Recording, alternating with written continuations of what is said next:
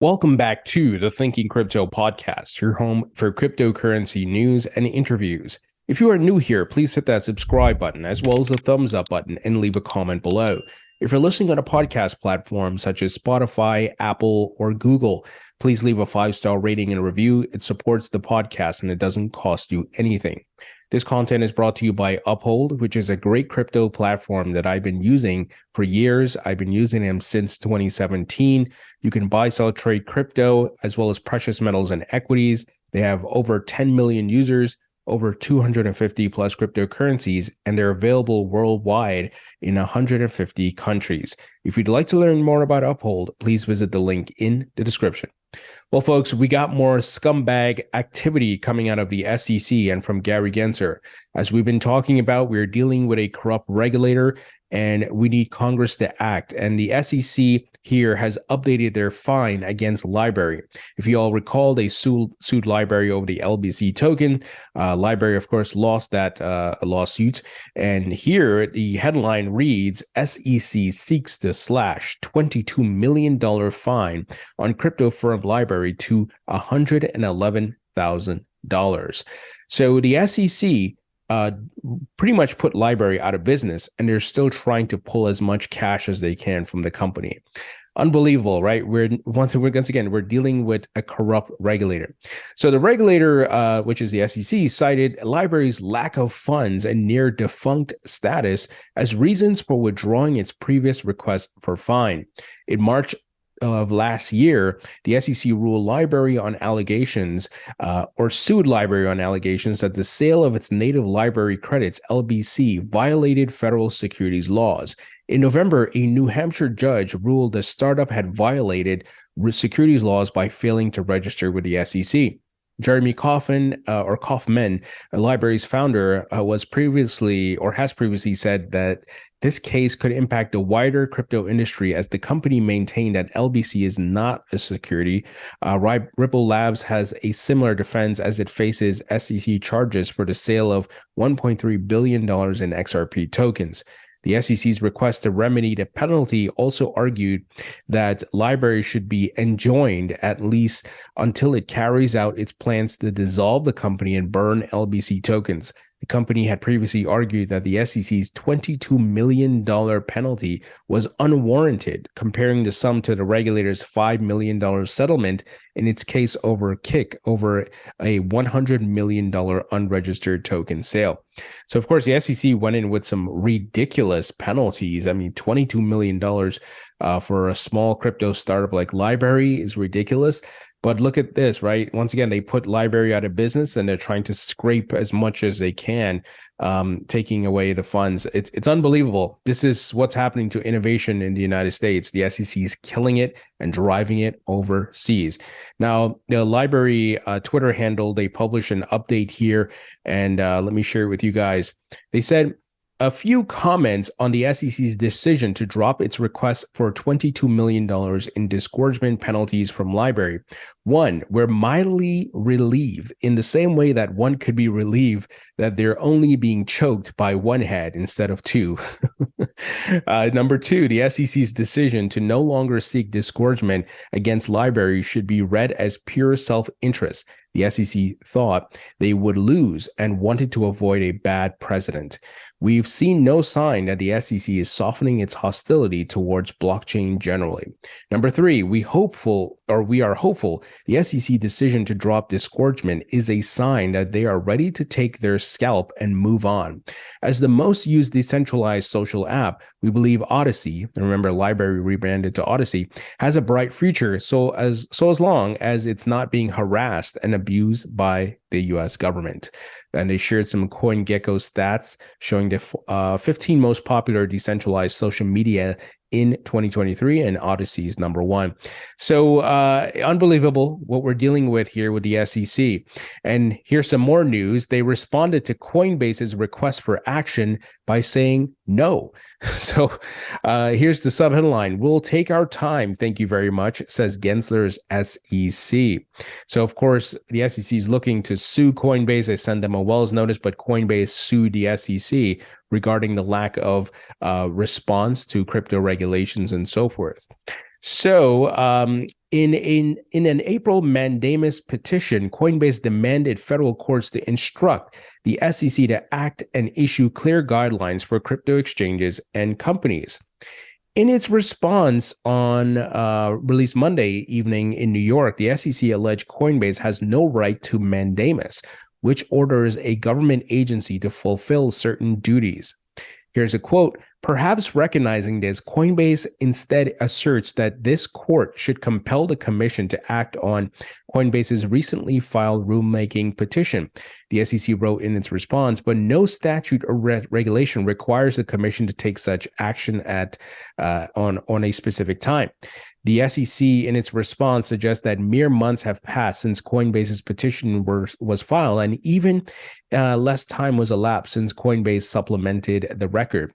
The agency continued that deliberating over the kind of significant changes sought by Coinbase, which affect both crypto assets and the securities markets more generally, takes time, including, as here, time to weigh whether or not to initiate rulemaking procedure or proceeding about such topics in the first instance. This is particularly true given the Commission's active regulatory and enforcement agenda in this area.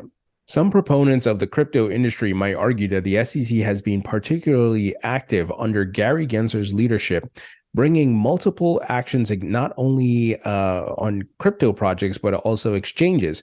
Many have chosen not to fight the SEC's actions, such as Kraken, which settled over its staking service. But Coinbase has been clear that it has both the resources and the determination to press for regulatory clarity.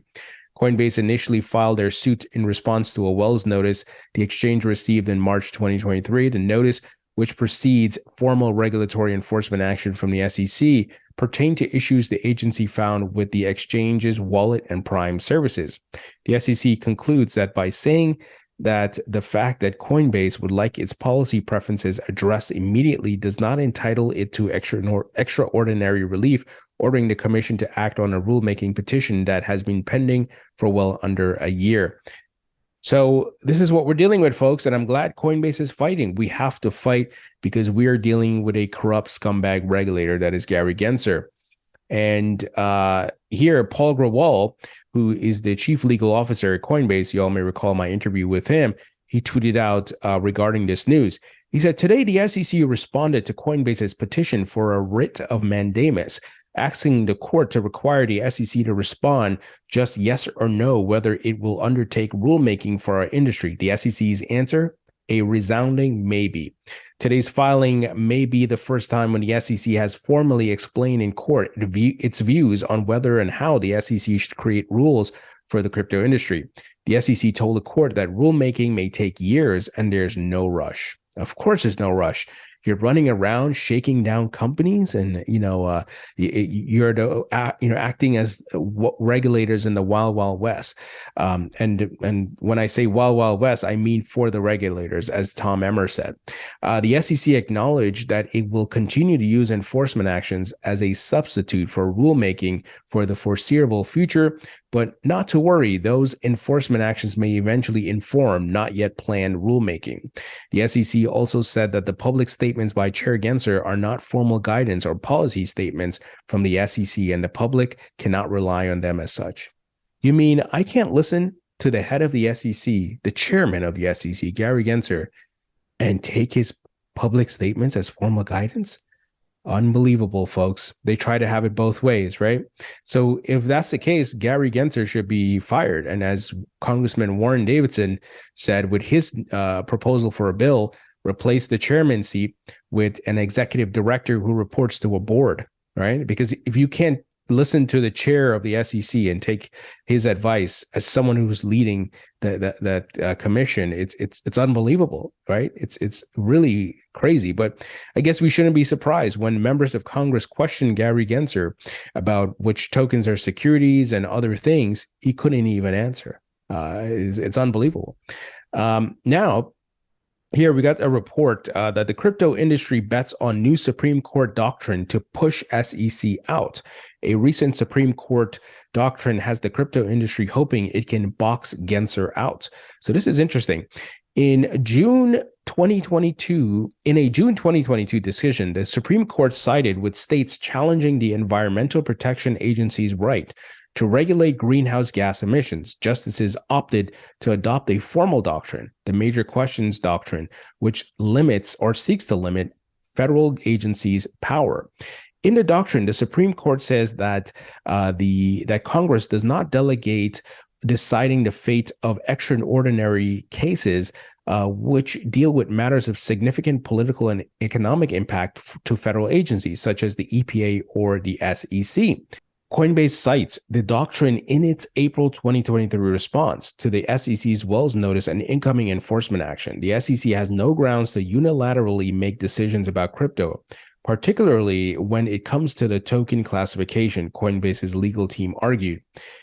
Here they said an agency declaration that majority of all digital assets, or more shockingly, that all digital assets other than Bitcoin are unregistered securities that cannot legally be traded constitutes an obvious assertion of regulatory authority over a significant portion of the American economy, Coinbase wrote in its preemptive Wells defense. Everything that we do as an agency is based upon the authorities Congress has given us, SEC Chair Gary Gensler, during a keynote address at the 2023 Financial Markets Conference Monday. This is what he said during that conference. Whether it's the Fifth Circuit, the Supreme Court, or other circuit court opinion, we look at those closely, that we stay within our authorities in law. Former Coinbase product manager Ishan Wahi also cited the doctrine in his defense. The SEC charged Wahi and associated affiliates for insider trading in July 2022.